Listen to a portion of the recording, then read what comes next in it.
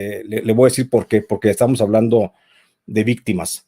Mire, en esta semana el presidente Andrés Manuel López Obrador anunció que presentará un decreto para liberar a las personas que están en cárceles estatales y federales, los que están presos de manera irregular. Sabemos que el encarcelamiento irregular en México es un grave problema y el presidente de la República, por supuesto, aplaudible su postura, ha decidido terminar con este problema y al menos ha decidido paliar con lo que está sucediendo. El presidente de la República anunció un decreto para internos y va en 4 sentidos. Se pretende la liberación antes del próximo 15 de septiembre, perdón, de internos que están en cárceles, que llevan más de 10 años sin sentencia y que cometieron un delito no grave. Y de esto estamos hablando que aproximadamente a nivel nacional son 12,358 personas. También se pretende beneficiar con este indulto a los adultos mayores, privados de su libertad, por supuesto, mayores de 75 años que estén en cárceles federales o estatales, que no hayan cometido delitos graves y que podrían llevar su proceso en domicilio o su sentencia o de lo que se trate. De estos casos son como 2,388 según las cifras del Secretariado Ejecutivo de Seguridad Nacional. También se beneficiará a los adultos mayores de 65 años con enfermedades crónico-degenerativas que no hayan cometido delitos graves y que llevarán también su proceso domiciliario. De estos hablamos como 3,472 personas.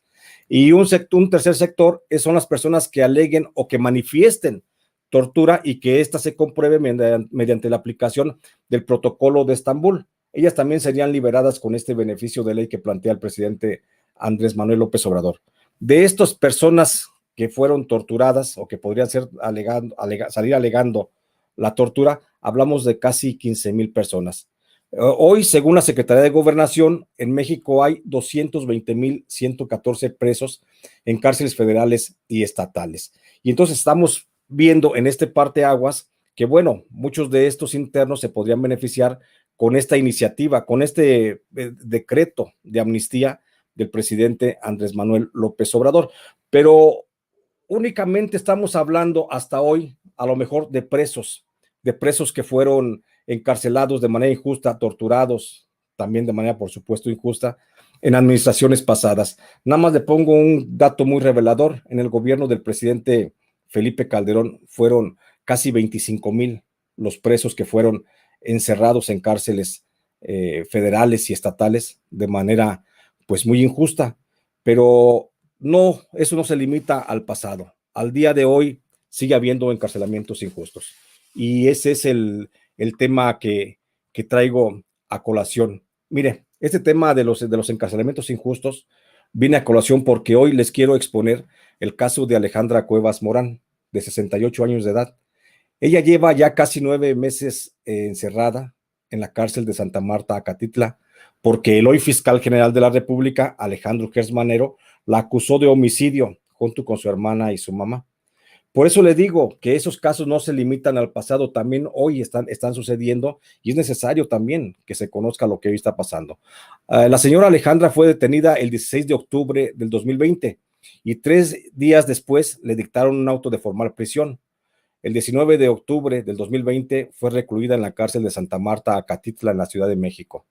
Su familia ha sufrido un sinfín de amenazas por querer defenderla y decir la verdad. Y para platicarnos del tema, pues quién más que uno de los hijos de Alejandra, el abogado Alonso Castillo Cuevas, a quien hoy tengo el gusto de tener en este programa para que nos platique el trasfondo de toda esta situación que está padeciendo. Te saludo con mucho gusto, mi querido Alonso, ¿cómo te va? Saludarte a ti y a todo tu auditorio, muchas gracias por el espacio. No, hombre, al contrario, gracias a ti por aceptar la invitación para platicar y exponer este caso y ser parte, por supuesto, de la campaña de libertad para la señora Alejandra. Mi querido Alonso, ¿por qué no le explicamos un poquito a nuestro auditorio cuál es el antecedente, por qué se le acusa a la señora Alejandra, que hoy está presa en Santa Marta, Catitla? ¿Por qué se le acusa del homicidio y quién es la supuesta víctima? ¿Cuál era la relación? ¿Por qué no nos pones en antecedentes, mi querido abogado? Claro que sí, Jesús, con mucho gusto. ¿Cómo llega, primero que nada, nuestra relación con el fiscal general de México, Alejandro Gertz Manero? El hermano de Alejandro Gertz Manero, Federico Gertz Manero, fue la pareja de mi abuela, Laura Morán Servín, durante 52 años. Así que durante toda la vida, Jesús, desde los nacimientos, bodas, graduaciones, fue una familia, digamos, normal, nunca tuvimos ningún problema, mi abuela vivía feliz con Federico, el hermano del fiscal, y la vida transcurrió con toda normalidad. Sin embargo, todo cambia en 2015. ¿Qué ocurre en 2015? En 2015, el hermano de Alejandro Gertz Manero, Federico, tenía 82 años, mi abuela en ese entonces tenía 88 años de edad. Entonces, Federico ya en ese entonces arrastraba distintos problemas de salud, desde problemas en la vista, inicios de problemas de demencia, tenía un marcapasos en el corazón y varias condiciones de salud. Entonces, mi abuela le contrata a 2 enfermeros para que le ayuden a cuidar a Federico. Entonces estos enfermeros llegan a la casa y le empiezan a ayudar a prestarle los servicios a su pareja de toda la vida. Pasa aproximadamente una semana, se da cuenta mi abuela que su hermano continuaba, que su pareja continuaba decayendo de salud, y entonces, ¿qué hace mi abuela?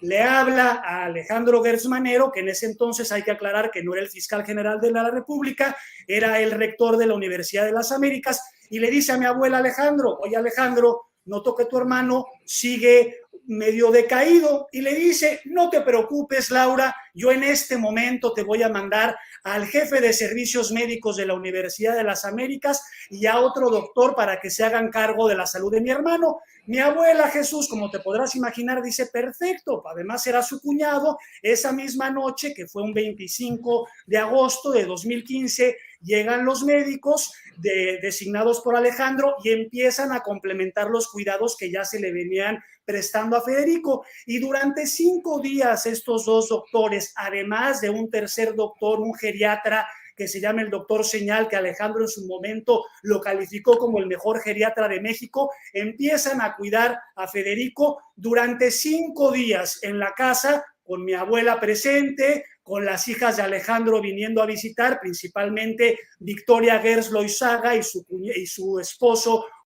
Julián Antuñano, su esposo en ese momento. Cruzaban porque vivían enfrente de la casa, viendo al hermano durante esos 5 días, todo sin ningún problema. Y de pronto, 5 días después, llega Alejandro Gertz Manero sin orden de cateo con Juan Ramos, que en ese entonces no era el subprocurador, era su abogado. Llega junto con Juan Ramos sin una orden de cateo, con policías, con guardaespaldas, con un equipo de personas, y se llevan a Federico, que ya se encontraba en una cama en la sala de la casa porque ya se le dificultaba caminar.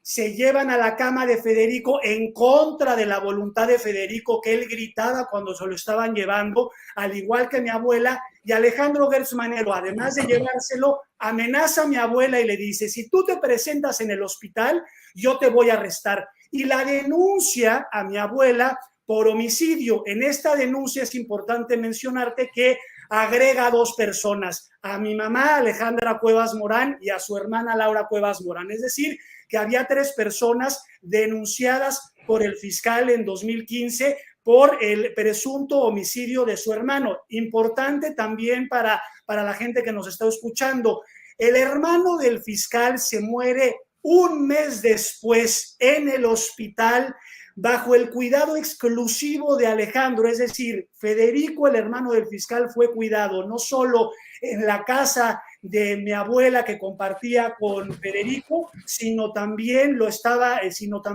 cuando lo secuestra de la casa el fiscal general de México, se queda Federico un mes en el hospital y Federico muere. Y a partir de ese momento, Jesús, sí, arranca esta persecución judicial, sí, en contra de toda mi familia. Y antes, sí, antes, mi querido Alonso, antes de continuar y que me expliques cómo ha sido justamente esa persecución de la que ha sido víctima, pues tu familia, ustedes mismos, como los hijos de doña Alejandra.